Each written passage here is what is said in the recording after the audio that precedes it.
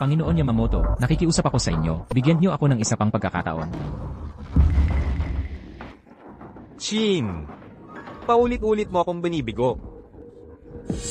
Ang halaga mo ay tila naubos na. Hindi, Ginoong Yamamoto, may silbi pa ako sa inyo. Kung hindi kayo nakialam noon, paano ko madaling, sa aking kapatid, agawin ang mga titulo ng lupa at ang kumpanya, at yung aksidente sa sasakyan? Ang mga tao ninyo, ang maayos na nag-ayos noon, kaya ako nakaligtas. Panginoon Yamamoto, halos lahat ng perang kinita ko nitong mga nakaraang taon ay ibinigay ko na sa inyo. Panginoon Yamamoto, may silbi pa ako sa inyo.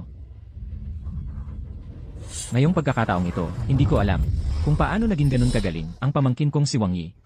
Kung talagang itatakwil ako ni Wang Yi, Panginoon Yamamoto, ang inyong dating puhunan sa akin ay masasayang lang. Tang asterisk A, walang kwenta, walang kwentang tao. 9 na taong gulang lang. Anong magagawa niya? Ang matandang lisong si Wang Yi, ginagamit lang siya para maalis ka.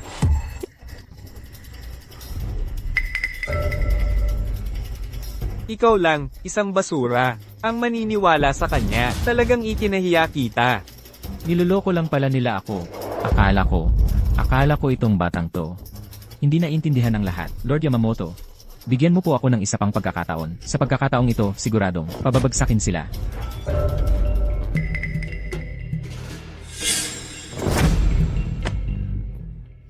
Ang auction na ito.